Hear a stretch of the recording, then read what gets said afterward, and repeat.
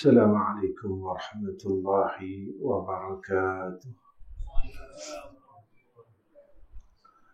الحمد لله رب العالمين، والصلاة والسلام على أشرف الأنبياء والمرسلين وعلى آله وصحبه أجمعين. رب اشرح لي صدري ويسر لي أمري واحلل عقدة من لساني يفقهوا قولي. اللهم لك الحمد وإليك المستكى وأنت المستعان، ولا حول ولا قوة إلا بالله العلي العظيم. أما بعد، pertama sekali yang saya hormati Tuan Pengurusi Majlis dan Tuan Pengurusi Masjid kita dan seluruh barisan pegawai takbir masjid, imam-imam dan seluruh ahli jawatankuasa dan sekalian hadirin wal hadirat yang dirahmati oleh Allah Subhanahu wa taala. Pertama, kita bersyukur kepada Allah Subhanahu wa taala kerana Allah masih memberikan kita peluang untuk hidup malam ni. Kita hidup malam ni bukan sebab kita mau hidup. Kita hidup malam ni sebab Allah mau kita hidup.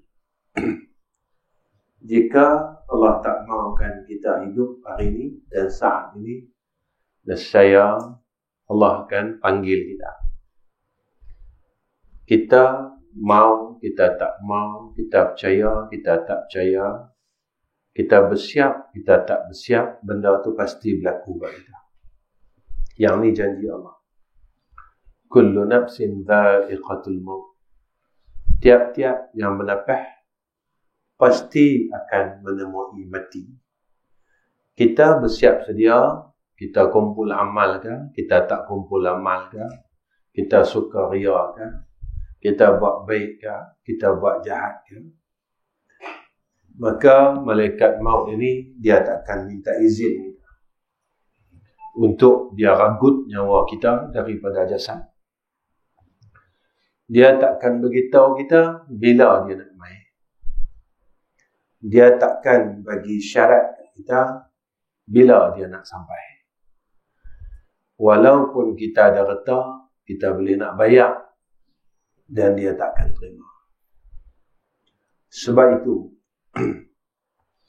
bila perkara ini sentiasa ada di dalam akal fikiran kita, kita sentiasa akan berhati-hati dan menjadi orang yang lebih baik daripada sebelumnya. Kalau kita fikirkan peristiwa Isra' Mi'raj ni 1400 tahun dulu lah. Kita dah dengar cerita ni 10 kali ya tuan-tuan. Bukan sekali dua, 10 kali. Maka apa yang kita dengar ini, apa yang terjadi dekat kita? Semakin kita dengar peristiwa ni, kita ke jadi orang baik atau duk macam tu juga. Kalau dulunya kita tak mau sembahyang sunat, tak mau baca Quran, tak mau kumpul kulhu, tak mau baca tahlil. Kalau kita dengar peristiwa Isra' Mi'raj ni, kita duk lagu tu juga. Maknanya, kita orang yang telah disesatkan dengan kehidupan. Sebenarnya, kita percaya. Tapi sebab kesombongan diri kita ni, kita tak mau ikut Allah Ta'ala. Kita tahu dan kita percaya yang mana satu hari ni aku akan mati. Tapi sebab kesombongan kita tak mau ikut Allah Ta'ala. Sebab itu dalam peristiwa Isra' Mi'raj ni, masa Nabi selesai Isra' Mi'raj, Nabi beritahu ke orang kafir Quraisy, ada dua golongan. Satu, seorang yang terus terima Nabi. Tak tanya apa dah. Dan dia benarkan apa yang terjadi dalam peristiwa Isra Mi'raj. Yang kedua, golongan yang kedua, dia dengar. Kemudian dia peleceh kat Nabi, dia hina Nabi, dia ejek Nabi. Dia kata, Nabi ini reka cerita lah itu dan ini. Kita duduk di golongan mana? Apabila kita dengar cerita Isra Mi'raj, Nabi tengok syurga, Nabi tengok neraka, kita percaya tak dekat neraka ni? Nabi beritahu tentang syurga, kita percaya tak tentang syurga ni? Kalau kita percaya, apa yang kita buat? Kita rasa nak masuk tak syurga? Dunia ni tuan-tuan, Allah sebut dah dalam Quran, dunia ni mata'ul ghurur. Dia tipu kita supaya kita duk leka dengan perkara kehidupan dunia ni sampai kita tak mau balik pergi syurga yang sebenarnya. Allah bagi kita masa dalam dunia ni tak sama. Ada Allah bagi masa orang, masa tak banyak. Ada 40 tahun Allah panggil. Tengok kawan-kawan kita macam tu. Ada 50 tahun Allah panggil. Ada 60 tahun Allah panggil. Semalam tuan-tuan saya mengajar di satu masjid di Taiping. Dia kata tahun 2023 ini daripada 1 Januari sampailah antara tanda angka kematian yang paling tinggi di Korea. Angka kematian yang paling tinggi di Korea dia sejak dia jadi ahli pegawai tadbir di masjid itu hampir 10 tahun. Dalam masa 10 tahun ini. Maka tahun inilah tahun angka kematian yang paling banyak sekali di dalam Korea. Sampai kadang-kala dia kata satu hari 3 orang mati. Tuan-tuan, benda ni Nabi dah bagi tahu kat kita 1400 tahun dulu. Nabi kata akan sampai satu zaman umat aku ini umur dia pendek dan badan dia lemah. Kemudian pada hadis yang lain Nabi bagi tahu akan sampai satu masa umat aku ni, sampai satu zaman umat aku ni akan mati terkejut. Maksud mati terkejut ni tak ada tanda, tak ada apa, mati. Baru sat-sat petang tadi, pagi tadi kita jumpa dia minum kopi sama. Petang qalu. Tuan-tuan, zaman yang Nabi sebut ini berlaku. Yang saya nak cerita dengan tuan-tuan bukan cerita mati terkejut, bukan cerita mati awal. Yang saya nak cerita, jika benda tu berlaku dekat kita dan kita berada pada tempat yang sama, kita tak mau ibadat, kita tak mau buat baik, kita tak mau melakukan amal salah, maka besok kalau kita mati, kita nak bawa apa? Yang ni persoalan saya. Kalau kita mati, kita nak bawa apa? Kalau kita Allah panggil, kita nak bekaikan apa? Dalam dunia ni tuan-tuan, kita kalau tak ada rumah, kita akan usaha pergi pecah tiang buat rumah. Sikit sedikit kalau kita tak ada modal. Kalau kita tak ada modal, kita akan buat pecah tiang, kemudian kita pasang batu bata, kita pasang yang tu sikit, maka siap rumah kita. Bila siap orang tanya, berapa lama hang buat rumah? Kita kata, modal tak ada, dalam 10 tahun baru siap. Yang tu dunia. Orang tanya, kenapa hang buat rumah? Kita jawab, kalau tak ada rumah, susah aku nak berteduh daripada panas, susah aku nak berteduh daripada hujan. Tuan-tuan, kita tahu, tetapi kita tak mau ambil tahu tentang rumah kita di akhirat. Kita tak buat apa pun tentang akhirat ini. Kita buat tak peduli pun tentang akhirat ini. Kita tak ambil kisah pun tentang akhirat ini. Tuan-tuan, kalau kita tak ada berah, kita usaha, tuan-tuan, pi minta dengan kawan-kawan jiran, hutang dan sebagainya sebab kita lapar. Kita takut kalau kita lapar, roh kita, badan kita akan sakit dan sebagainya. Pernah tak kita berfikir di dalam fikiran kita, roh aku ni lama dah sakit. Malah untuk melakukan ibadat, malah baca Quran, malah untuk membaca tahlil, tasbih dan sebagainya. Saya tanya diri saya dan tuan-tuan tanya diri tuan-tuan, bilakah hari terakhir kita memegang Al-Quran dan baca Al-Quran? Bila hari terakhir? Tuan-tuan, kita nak jawab apa besok dalam kubur bila malaikat tanya kita, siapa ikutan kamu? Berapa lama tah kita telah meninggalkan Al-Quran yang menjadi salah satu persoalan di dalam kubur kita? Apa lama lah kita tak pegang Quran, tengok pun tak, pegang pun tak, jangan kata baca. Tapi kita kata kita orang Islam, tuan-tuan. Kita kata kita ni adalah orang Islam, tapi kita tidak mengikut apa yang diperintahkan oleh Allah. Tuan-tuan, peristiwa Isra' Mi'raj, apabila Rasulullah ceritakan kepada Sayyidina Abu Bakar, Sayyidina Abu Bakar kata, kamu benar ya Muhammad. Tak ada satu pun yang tak betul.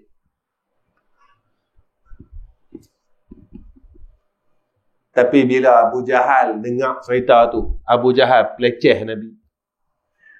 Macam kita juga, tuan-tuan. Apa semayang sunat apa, tak semayang sunat pun boleh masuk syurga. Tuan-tuan, kalau tekak ibadat kita, agak-agak kita boleh masuk syurga. Saya nak ulang itu. Syurga mana yang akan kita masuk? Syurga orang yang malas untuk buat ibadat. Syurga mana, pintu mana yang akan kita lalui? Pintu orang yang malas untuk berbuat ibadat kepada Allah. Hanya hidupnya makan, minum, tidur, bersukaria dan tidak melakukan apa-apa ibadat kepada Allah Subhanahu wa ta'ala. Bila tak cukup duit, dia tadah tangan kepada Allah. Bila dia nak sihat, dia tadah tangan dengan Allah. Bila dia nak tu, dia nak ni, dia nak apa, dia akan minta dengan Allah. Tapi dia malas untuk sujud kepada Allah Subhanahu wa ta'ala. Tuan-tuan pernah dengar cerita Iblis? Iblis ini sekali saja dia tinggalkan sujud, lalu Allah halau dia daripada syurga. Saya tanya diri saya dan tuan-tuan tanya diri tuan-tuan, dalam hidup kita, berapa kalikah kita telah meninggalkan sujud kepada Allah? Iblis sekali saja. Semua orang tahu. Saya tahu dan tuan-tuan tahu. Ketika mana ia meninggalkan sujud, iaitu ketika Allah perintahkan supaya ia sujud kepada Nabi Allah Adam AS. Lalu sebab kesombongan dia kata, aku ni orang baik, kawan aku orang baik, aku lama dah duduk di dalam syurga. Lalu apa tindakan iblis?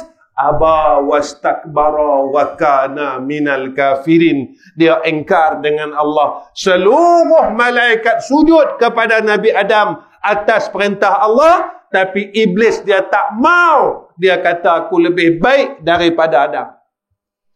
Sekali saja. Sekali saja tuan-tuan Allah hambat buang daripada syurga. dalam hidup kita apa kali?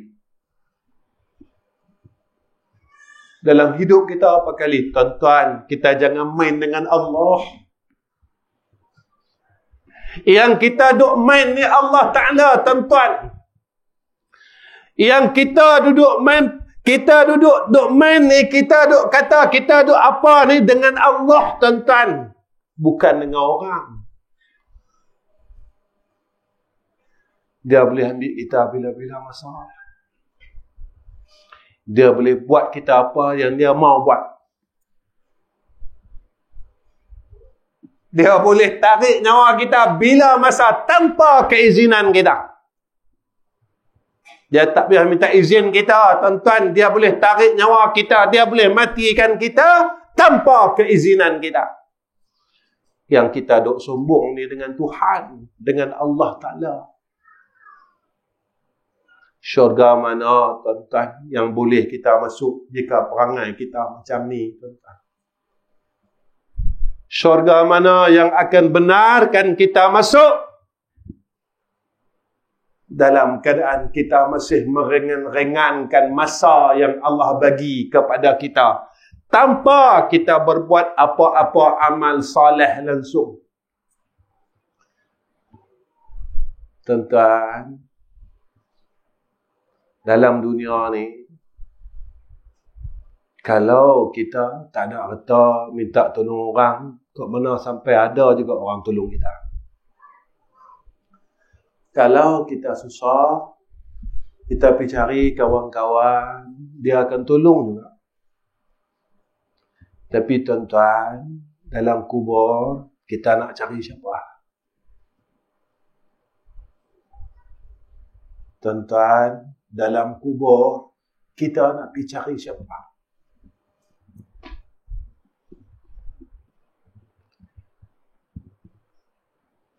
Sebab itu, Sayyidina Abu Bakar satu hari dia lalu di perkuburan orang Islam. Dia berhenti duk tang tu, tuan-tuan. Sayyidina Abu Bakar berhenti di tepi perkuburan orang Islam. Lalu, Sayyidina Abu Bakar melengung dan dia menangis, tuan-tuan. Sahabat yang duk tepi dia tanya, "Ya Abu Bakar, pasal apa orang nangis?" Dia kata, "Aku pernah dengar Rasulullah kata, tempat ini adalah tempat yang susah," Nabi kata. "Aku pernah dengar Nabi kata, tempat ini adalah tempat yang gelap. Dan tempat ini adalah tempat yang sunyi," Nabi kata. Tuan-tuan, saya dan tuan-tuan satu hari mesti duduk tempat itu. Saya dan tuan-tuan satu hari mesti duduk tempat itu. Dan saya tahu dan tuan-tuan tahu, apabila orang hantar kita di tempat yang tersebut itu, kita tak bawa satu perkara pun, satu benda pun kita tak bawa. Kita tak bawa getah kita. Kita tak bawa bendang kita. Kita tak bawa padi kita. Kita tak bawa duit kita. Kita tak bawa kawan-kawan kita. Kita tak bawa isteri kita dan anak-anak kita. Tetapi yang kita bawa adalah amal saleh kita. Saya cubalah keling tengok belah kanan apa amal saleh saya. Kelih pula tengok sebelah kiri apa maksiat yang saya masih tak tinggal lagi.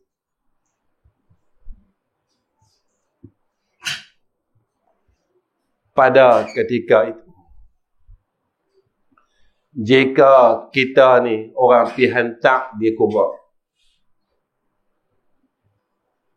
pasal apa? Ustaz Isra' Mi'raj, Ustaz cerita di kubur. Saya dan tuan-tuan tak pernah tengok pun Isra' Mi'raj ni. Kita dengar daripada lisan Nabi kita Muhammad sallallahu alaihi wasallam, dan kita dengar dan kita tahu daripada Al-Quran, subhanalladzi asra bi'abdihi lailam minal masjidil harami ilal masjidil aqsa sampai akhir ayat. Alladzi barakna haulahu linuriyahu sampai akhir ayat. Tuan-tuan, saya pun saya tak mati lagi, saya tak pergi kubur lagi.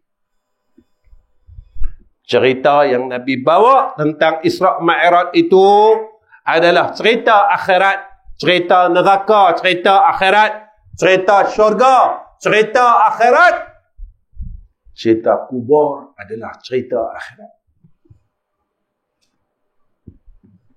Kalau kita masih duduk macam ni juga, tak mau buat apa-apa, amal saleh, besok dalam liang kita nak buat apa dan kita akan jadi apa. Sebab itu tuan-tuan, saya melihat satu perkataan Sayyidina Abu Bakar As-Siddiq ini supaya saya dapat jadi panduan dan tuan-tuan dapat jadi panduan. Tuan-tuan, kita mengaji ni bukan nak jadi halwa telinga. Lepas pada kita jumpa ni, kita balik, lepas tu tak jadi apa. Kita tak mau tuan-tuan benda ni terus berlaku dalam hidup kita. Kita duduk ngaji, lepas tu kita balik, tak ada apa kaedah. Kita tak jadi semakin baik. Kalau dulu pun kita tak mau semayang sunat maghrib, lepas semayang sunat maghrib, kita duduk saja, kita duduk senang lenang.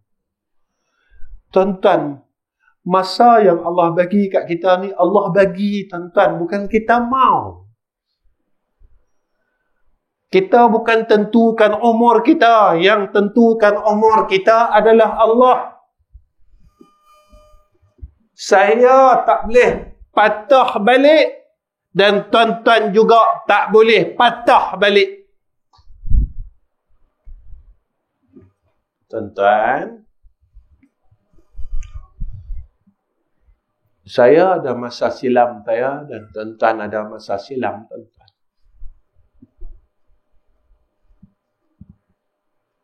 Yang tahu masa silam kita saja. Dan kita pernah kata dalam diri kita, kalaulah aku boleh patah balik zaman muda aku, nescaya aku tak mau buat apa yang telah aku buat pada zaman silam aku. Alangkah ruginya aku kerana masa umurku yang muda dulu aku telah menderhakai Allah Subhanahu wa ta'ala. Tapi masa tu kita tak boleh patah balik tuan-tuan. Masa itu kita tak boleh ambil balik. Masa itu telah berlalu untuk kita, peruntukan itu telah berlalu untuk kita. Maka yang kita akan hadap adalah saat sekarang yang Allah berikan kepada kita. Tapi kalau masa yang lah ni pun kita duk buang juga, besok kita nak duduk di mana? Kalau masa yang Allah bagi dekat kita ni, kita duk buang macam tu juga, besok kita nak pergi mana? Tuan-tuan, orang yang besok dia tak ada apa-apa, tapi dia masih dia buat jahat, dia tak ada amal saleh, dia tak mau sembahyang sunat, dia tak mau baca Quran, dia tak mau selawat, dia tak mau buat amal saleh. Besok Allah perintahkan kita, pergilah ke neraka Allah. Masa tu tuan-tuan, saya selalu sebut dalam kuliah saya, tak adakah rasa sedikit ketakutan dalam hati kita. Yang kita ini akan diazab oleh Allah Subhanahu wa ta'ala. Tak adakah ada rasa sikit dalam hati kita? Kalau tak banyak pun tuan-tuan, sikit dalam hati kita. Kita rasa takut dengan Allah, takut dengan ancaman Allah, takut dengan azab Allah. Tuan-tuan, kita rasa kita orang baik kan? Sampai sekarang kita tak berhenti mengumpat orang satu kampung kita.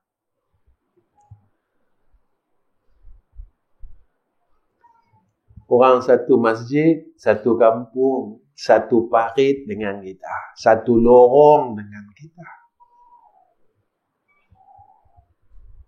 Tuan-tuan ada jumpa ke Nabi kata orang yang mengumpat ni orang saleh? Tuan-tuan, kalau sampai hari ni kita tak boleh berhenti mengumpat lagi, kita orang gagal, tuan-tuan. Kalau sampai hari ni kita tak boleh berhenti kata orang lagi, kita orang yang gagal. Gagal itu di mana? Gagal untuk kita masuk syurga Allah, tetapi kita berjaya telah mendaftarkan diri kita ke dalam neraka Allah. Na'udzubillahi min zalik.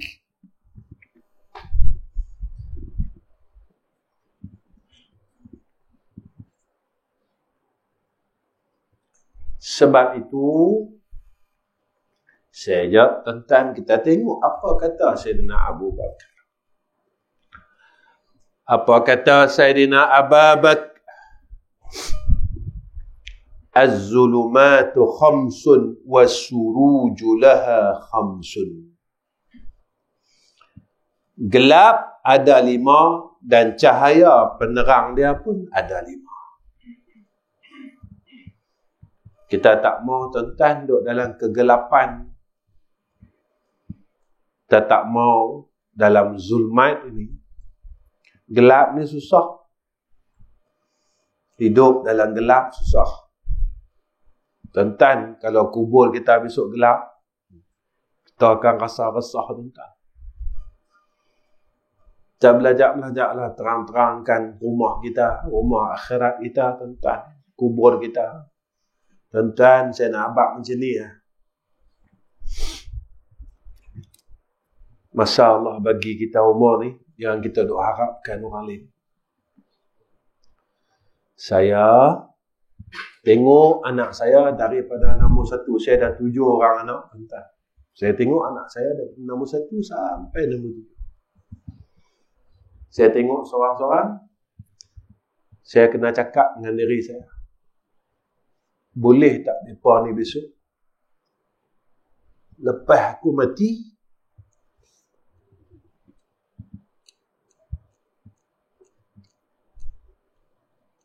mereka selamatkan aku akan kesusahan alam kubur. Bolehkah anak aku nombor 1 sampai nombor 7? Boleh tak aku harapkan mereka ni semua, masa mereka letak aku dalam liang lahat, dan kita dengar 7 langkah mereka ni tinggalkan kita. Tup, tup, tup, tup, tup, tup, tup. Selesai saja 7 langkah ini mereka tinggalkan kita, mai malaikat yang akan tanya kita soalan-soalan kubur. Daripada sekarang, saya tengok anak saya, tuan-tuan tengok anak tuan-tuan. Kita perhati tengok, boleh tak mereka ni tolong aku besok? Ataupun mereka akan tinggalkan kita macam mereka buang kain buruk. Mereka tak pedulikan kita. Setelah kita duduk dalam liang lahat, mereka tak ambil tahu hal kita. Mereka tak mau, mereka tak akan bagi Fatihah apa-apa dekat kita. Mereka akan tinggalkan kita seperti mana mereka buang kain buruk yang sudah tidak berguna lagi dalam kehidupan mereka. Kalau tuan-tuan rasa tuan-tuan tak harap, mulai malam ni kita mulalah tuan-tuan. Kita mulalah kumpul kulhu sikit demi sedikit sebelum Allah panggil kita balik menemui Allah. Kita mulalah kumpulkan tasbih sedikit demi sedikit untuk keperluan aku selepas kematian. Kita mulalah menjadi insan yang lebih baik supaya aku tidak berada di dalam kegelapan.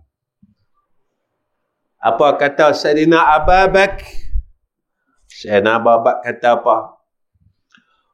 Hubbud dunya zulmatun wa siraju laha taqwa. Cinta dunia itu gelap dan penerangnya adalah takwa, kata Sayyidina Abu Bakar. Tuan-tuan, yang duk gelapkan hidup kita ni dunia. Kita bergaduh pasal dunia. Kita putih silaturahim dengan adik-beradik kita pasal dunia, tuan-tuan. Kita buang kakak kita pasal dunia. Kita buang abang kita pasal dunia. Ada seorang mak yang buang anak dia pasal dunia, tuan-tuan. Saya pernah mendapat mesej, tuan-tuan, dari seorang ibu. Dia mesej saya, Ustaz, saya buang anak saya 20 tahun yang dulu disebabkan harta, harta, Ustaz. Selepas 20 tahun yang lepas, ketika dia mau anak dia kembali, tuan-tuan, anak dia tak pedulikan dia. Tuan-tuan, sebab itu Allah bagi tahu dekat kita, wahai orang yang beriman, jangan kamu dicelakakan dengan harta kamu dan anak pinak kamu daripada ingat Allah. Siapa yang berbuat demikian, maka Allah kata mereka dalam golongan orang yang rugi, kata Allah. Tuan-tuan, kita nak main ni malam nisfu Syaban. Apa kata Nabi sallallahu alaihi wasallam pada malam nisfu Syaban? Allah subhanahu wa ta'ala akan mengampunkan seluruh dosa hamba-hambanya, melainkan yang pertama, orang yang musyrik. Yang kedua, orang yang bermusuh-musuhan di antara mereka. Tuan-tuan, 15 Syakban tak lama dah nak main. Malam ni saya pesan dengan diri saya, dengan tuan-tuan. Setahun sekali, Allah berikan peluang ni pada hamba dia. Kalau kita ada bergaduh dengan siapa-siapa, pergilah minta maaf. Kalau kita ada bergaduh dengan siapa-siapa, bermusuh dengan siapa-siapa, pergilah meminta maaf dan memberi kemaafan. Kerana apa, tuan-tuan? Kerana peluang ini, anugerah ini daripada Allah Rabbul Izzah. Kerana anugerah ini daripada Allah Rabbul Izzah yang Allah berikan kepada hamba-hambanya pada malam nisfu Syaban. Saya pesan dengan semua orang pada malam ini, terutamanya diri saya, jika ada permusuhan di antara kita, di antara adik-beradik kita, maka sebelum malam nisfu Syaban, maka mintalah kemaafan pada mereka dan berilah kemaafan kepada mereka. Kerana apa, tuan-tuan? Kerana pada malam itu Allah akan ampunkan seluruh dosa hamba-Nya pada hari tersebut, melainkan mereka yang musyrik dan mereka yang bermusuh-musuhan di antara sesama mereka.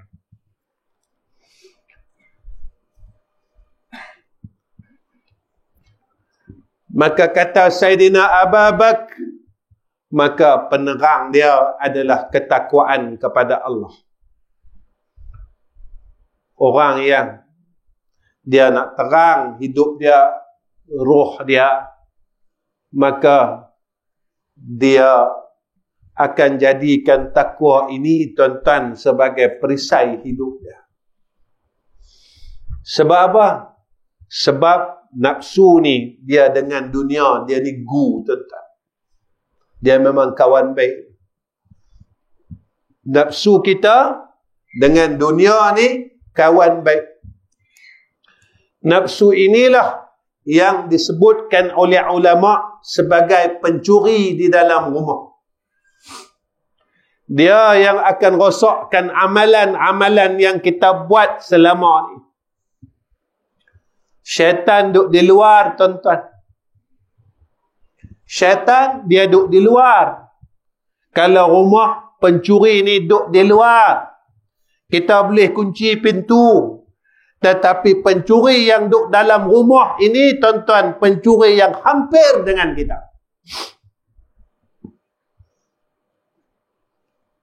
Kita ada ingat pasal apa? Duit kudu hilang, duit kudu hilang, duit kudu hilang. Rupa orang dalam rumah kita duk curi. Sama di sana, tuan-tuan. Di sana bisu. Mana amalan aku? Allah kata habis dah. Anda 4 orang, seluruh amalan aku semua aku serahkan kepada orang yang hang kata. Sampai sana, mana semayang aku, mana puasa Rejab aku, mana puasa Ramadan aku, ni nak main Ramadan, mana puasa Ramadan aku. Allah kata tak ada lah. Sebab hang sama-sama satu kampung, dengki mendengki.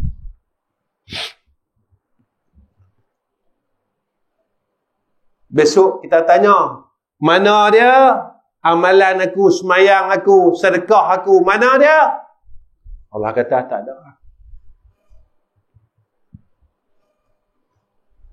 Sebab apa? Sebab ada perkara yang membunuh amalan hak, perkara yang menghilangkan amal saleh. Tuan-tuan, dosa dengan Allah ni mudah minta ampun. Tapi dosa dengan orang ni susah. Saya satu hari, saya dah mengajar di satu tempat, tuan-tuan, tapi saya tak mau cerita. Tak mau cerita tempat. Saya kata, tuan-tuan duk tanam sawit ni, tuan-tuan dapat subsidi baja. Saya kata, kalau tuan-tuan, kalau untuk tuan-tuan 3 beg, tapi tuan-tuan boleh sampai 10 beg, tuan-tuan siap sedia masuk neraka.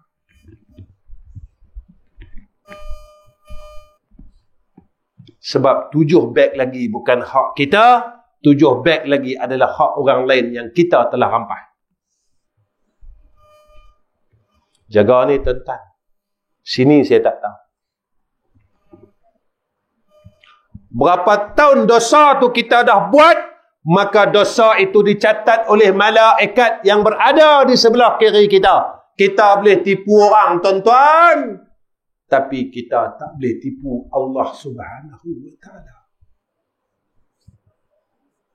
Saya boleh tipu, tuan-tuan, dengan serban saya, dengan jubah saya. Tapi saya tak boleh tipu Allah Ta'ala, tuan-tuan. Hak saya nak beradab ni dengan Allah. Yang saya nak kena hadap ni di akhirat adalah Allah Subhanahu wa ta'ala.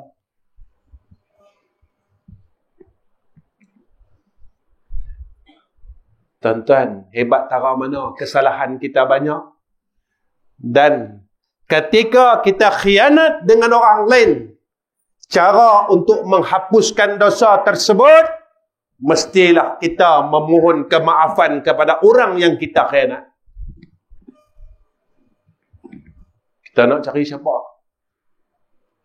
Kita nak minta halal dengan siapa?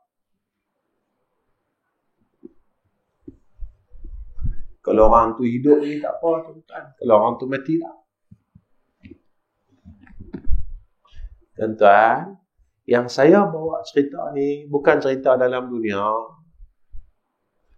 Dalam dunia ni, kalau orang tak suka kita di kampung ni, kita boleh pergi lari kampung lain. Tapi di sana tak ada kampung lain dah. Tu saja kampung dia. Nama dia kampung akhirat. Kita tak boleh lari dah, tuan-tuan. Sebab dalam dunia ni Allah bagi kita pilihan. Apa dia? Mau duduk tempat orang yang taat dengan Allah atau orang yang lawan Allah. Maka di sana orang yang taat dengan Allah tempat dia syurga. Orang yang lawan Allah tempat dia neraka. Tuan-tuan, neraka ni bukan tempat elok. Tak ada satu benda pun elok dalam neraka ni, tuan-tuan. Neraka ni susah. Neraka ni sangat susah.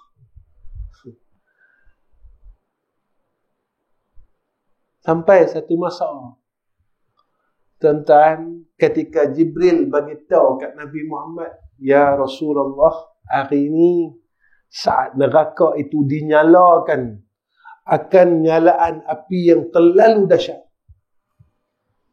Rasulullah termenung. Rasulullah tanya, tingkatan ni untuk siapa? Tingkat ni untuk siapa? Tapi ada satu tingkat untuk umat Muhammad sallallahu alaihi wasallam. Tentang apa yang terjadi pada Nabi 1400 tahun yang dulu. Bila Nabi kata, Nabi dengar daripada Jibril, tingkatan ni untuk umat engkau ya Muhammad. Ada riwayat mengatakan Nabi nangis 3 hari 3 malam. Nabi menangis untuk kita 3 hari 3 malam, tuan-tuan. Agar umatnya selamat daripada api neraka Jahannam. Tapi kita pergi tempah api neraka, tuan-tuan. Kita yang pergi tempah jalan tu. Kita tak mau keluar daripada neraka itu dengan cara kita tak mau berhenti buat maksiat. Kita degil, tak mau kita tinggalkan kejahatan yang masih kita buat. Dengan kita tak mau beramal salah. Kita ambil ringan, buat tak tahu, buat tak erti, besok masih ada. Tuan-tuan, besok memang masih ada. Yang kita takut, yang tak ada tu kita.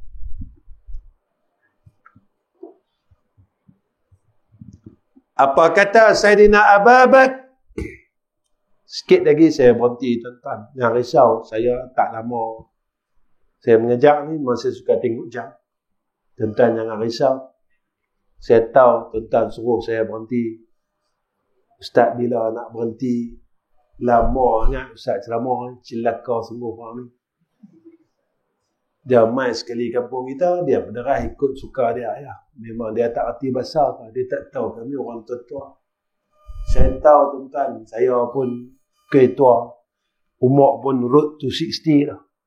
Pergi ke 60 dah. Kanak larat mana ni tuan-tuan, saya buat-buat gagah saya. Saya buat-buat gagah saya depan tuan-tuan.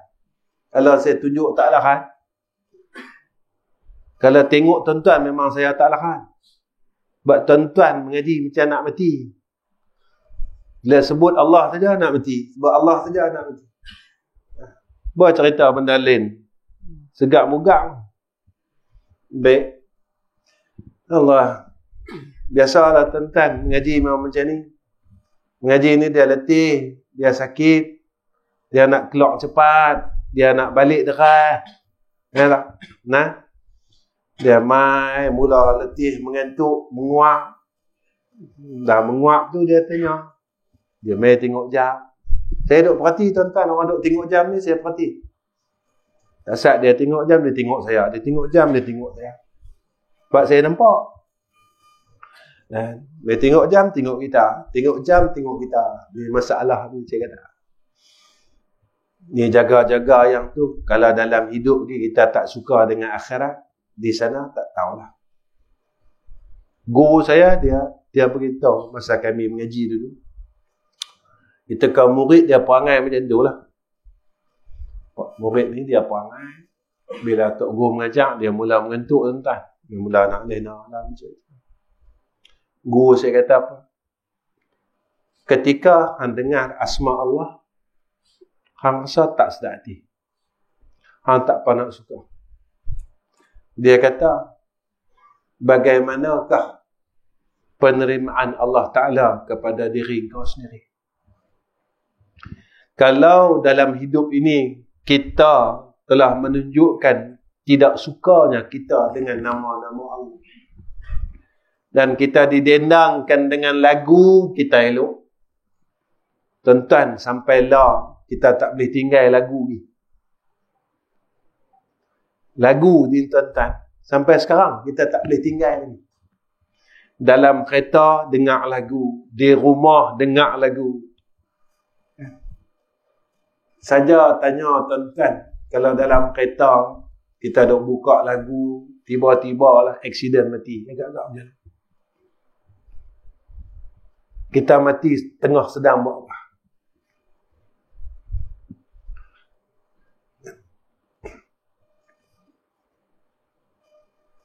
Ni kita bawa kereta ni tuan-tuan, kita duk pasang lagu. Takdir kata, tapi na'udzubillah min zalik. Nah, aksiden mati. Maka mati kita itu sedang buat apa? Tuan-tuan jawab, saya tak mau jawab, saya orang marah saya. Tuan-tuan dalam kereta, tuan-tuan buka Quran, aksiden mati. Maka kita mati sedang buat apa? Jadi kita pilih ya tuan-tuan.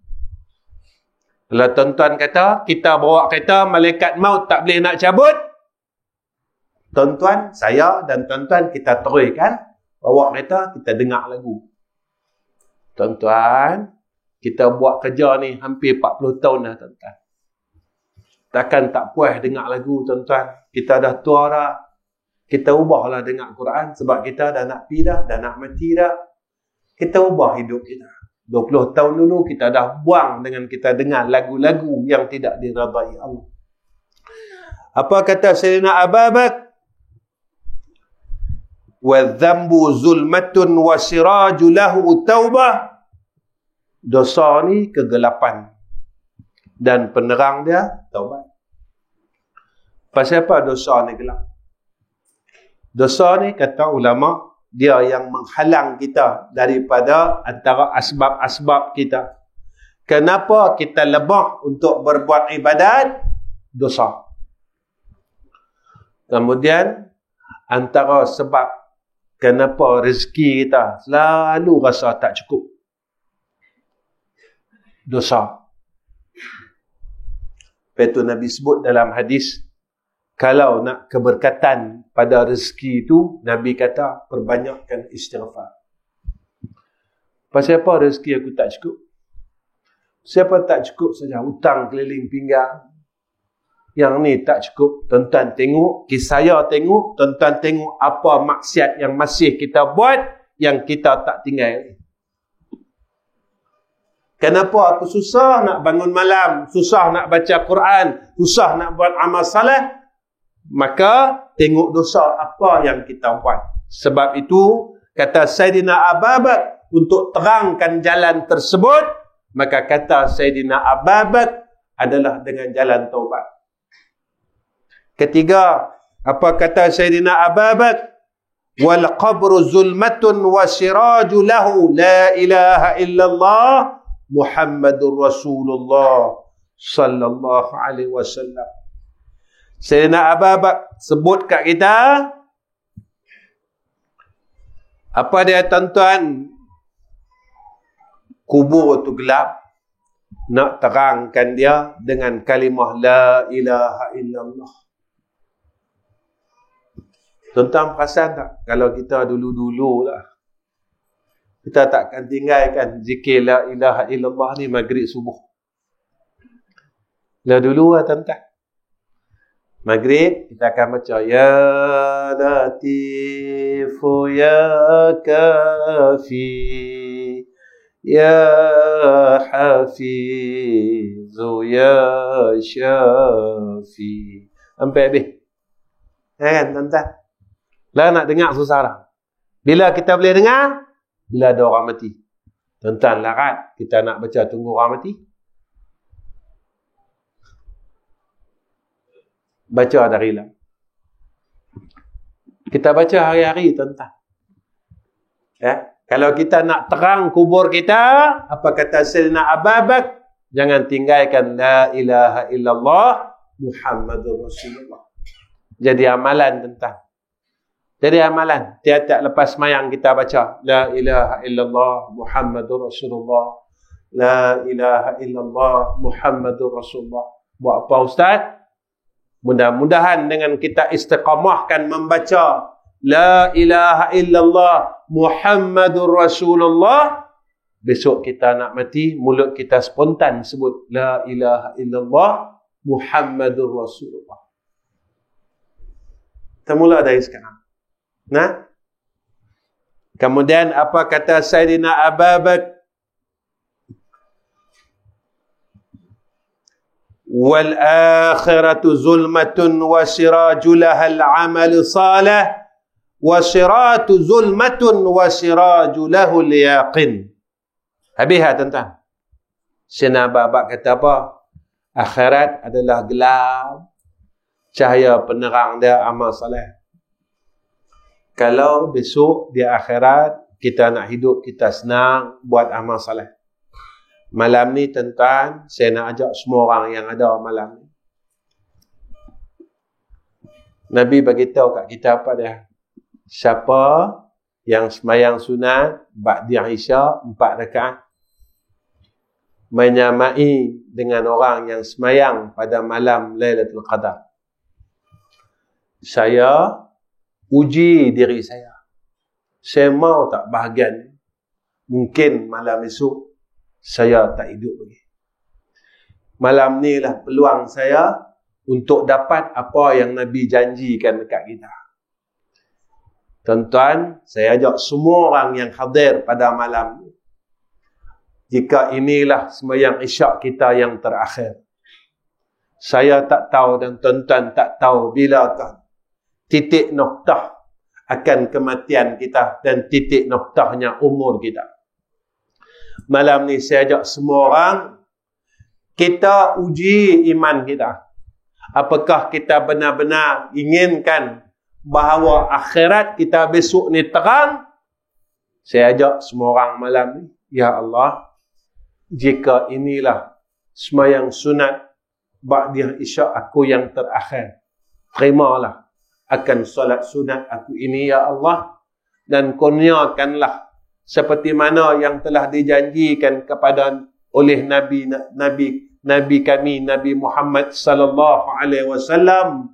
Siapa yang sembahyang sunat ba'da isyak 4 rakaat, maka dikurniakan seperti mana malam akan ibadat malam Lailatul Qadar. Saya nak ajak semua malam ni, abang saya, sahabat saya, kakak saya, rangkat adik-adik saya, jomlah kita untuk kita rebut akan fadilat, kelebihan, anugerah yang telah dikurniakan oleh Allah daripada lisan Nabi kita Muhammad sallallahu alaihi wasallam. Tuan-tuan, ada orang tanya saya, Ustaz, kalau saya malas berdiri boleh duduk tak? Boleh tuan-tuan. Sembahyang sunat ni duduk boleh. Tuan-tuan malas berdiri malam ni. Saya malas lah Ustaz, tapi saya mau juga pahala tu. Tak apa, tuan-tuan sembahyang duduk. Satu saja saya ingatkan tuan-tuan. Tuan-tuan jangan baring saja. Baring saya sembahyangkan. Yang tu lah. Kemudian apa kata Sayyidina Abu Bakar? Sayyidina Abu Bakar kata, amal salih. Sayyidina Abu Bakar kata, Hak dia haklah. Titian sirat itu gelap dan cahaya penerangnya adalah yakin kepada Allah. Kenapa Sayyidina Abu Bakar sebut kata titian itu sirat, titian sirat itu gelap? Tuan-tuan, titian sirat ini akhirat. Orang yang yakin saja kepada Allah, mereka akan dapat melepasi titian sirat. Tuan-tuan, saya rasa cukup setakat ini pertemuan saya dengan tuan-tuan. Kita mula tadi 8-9 minit. 9-4 minit saya berhenti. Ya, cukuplah kot nah. Jadi mudah-mudahan Allah berkatkan majlis kita. Allah jadikan asbab majlis kita bertambah menjadi orang yang lebih baik daripada sebelum ini. Sebab Nabi kata, orang yang berkat itu apabila bertambah umurnya, bertambah kebaikannya. Jadi tuan-tuan, sebelum saya tinggalkan tuan-tuan, saya minta maaf, minta ampun dengan tuan-tuan. Kot ada terkasar bahasa yang mana saya tak tahu budaya akan orang di sini. Ya, Ustaz, Ustaz duk tinggi suara dengan kami orang tua, minta maaf lah tuan-tuan. Ya. Sebenarnya saya bukan jenis orang tinggi suara pun. Cumanya bila ada sejuk ni tuan-tuan, dan tuan-tuan pun cahaya lighting masjid kita pun dia gelap sikit, memang syok tidur tuan-tuan. Jadi sebab itu saya tukar intonasi saya. Saat saya rendah, saat saya tinggi. Bila mula nak mengantuk dengar tinggi, dia jegil balik biji mata. Kan? Kalau saya duduk satu saja nada, tinggal saya seorang-seorang dan saya bercakap dengan tiang-tiang masjid. Jadi tak ada apa lah tuan-tuan. Dan tuan jangan marah saya dah. Dan tuan-tuan jangan kecil hati dengan saya. Pangkat abang-abang saya, pangkat pok-pok saya ni. Jadi saya minta maaf banyak-banyak. Kemudian yang terakhir, saya minta tuan-tuan tolong doakan saya. Mudah-mudahan saya, isteri, anak-anak, keluarga saya, cucu saya, menantu saya, kami dapat jadi orang baik dan Allah matikan kami dalam husnul khatimah. Dan saya doakan tuan-tuan, insya-Allah tuan-tuan juga Allah kurniakan benda yang sama. Kemudian yang kedua, saya minta tuan-tuan semua tolong doakan sekolah saya. Saya ada 3 sekolah dan saya minta Allah berkatkan madrasah kami. 3 madrasah kami Allah berikan keberkatan. Ya, sebab saya buat madrasah tak serupa orang lain. Orang lain tak tahu, orang mungkin lah mereka lebih baik daripada saya. Cuma saya ni buat cara saya. Saya tak minta apa-apa yuran pun tiap-tiap bulan pada pelajar saya. Ya, walaupun RM1 saya tak pernah minta. Saya tak minta pun. Ya, memang saya buat macam tu daripada dulu. Sekolah saya baru lagi tuan-tuan. Satu berumur 41 tahun dan satu berumur 25 tahun. Dan baru ada saya buka lagi satu sekolah di Pantai Timur atas permintaan sahabat-sahabat di Pantai Timur. Kami baru saja buka sekolah ni baru dalam setahun. Tak buka lagi pun, sedang buat surau. Lepas buat surau ni kami nak buat asrama. Bani tuan-tuan tolong doa nah. Ya, tolong doa, ya Allah mudahkanlah urusan dia, ya Allah. Ya, mana tahu besok saya mati, tuan-tuan mati, sekolah ni masih berjalan dan tuan-tuan pernah doa, ya Allah, mudah-mudahan dengan adanya kami pernah doa untuk sekolah ini, ya Allah, mudah-mudahan dia sebahagian menjadi jariah atas kami. Nah, itu saja. Wa akhirul kalam. Assalamualaikum warahmatullahi wabarakatuh. Bismillahirrahmanirrahim. Alhamdulillahirabbil alamin. Wassalatu wassalamu ala asyrafil anbiya'i wal mursalin wa ala alihi wa sahbihi ajma'in. Ya Allah, ya Rahman, ya Rahim. Kami tadahkan dua tangan kami, ya Arhamar Rahimin. Kami mohon dan kami berharap akan rahmat-Mu, ya Allah. Ya Allah, Ya Rahman, Ya Rahim. Kami mohon pimpinanmu atas kami, Ya Arhamar Rahimin. Pimpinlah kami, Ya Allah, ke jalanmu yang lurus. Pimpinlah isteri dan anak-anak kami, Ya Arhamar Rahimin. Ya Allah, berkatkan hidup kami dan keluarga kami, Ya Allah. Ya Allah, jadikan kami hamba yang baik pada sisi Engkau, Ya Zal Jalali wal Ikram. Ya Allah, jadikan kami hamba yang Engkau sayang dan Engkau kasih, Ya Zal Jalali wal Ikram. Ya Allah, kami bukannya tidak mahu untuk berbuat kebaikan, berbuat amal saleh, berbuat ibadah, Ya Allah. Tetapi kami tidak kuat, Ya Zal Jalali wal Ikram. Bantulah kami, Ya Allah. Berilah kami kekuatan, Ya Allah. Untuk kami buat ibadat, untuk kami buat amal saleh, sehinggalah akhir hayat kami, Ya Zal Jalali wal Ikram. Ya Allah, jika Kau matikan kami, Ya Arhamar Rahimin, matikan kami ketika kami sedang buat amal saleh. Jangan Kau matikan kami ketika kami sedang melakukan kejahatan dan kemaksiatan. Ya Allah, barakahkanlah akan ahli qaryah ini, Ya Arhamar Rahimin. Barakahkan ahli qaryah ini, Ya Arhamar Rahimin. Rahmatikanlah ahli qaryah ini, Ya Arhamar Rahimin.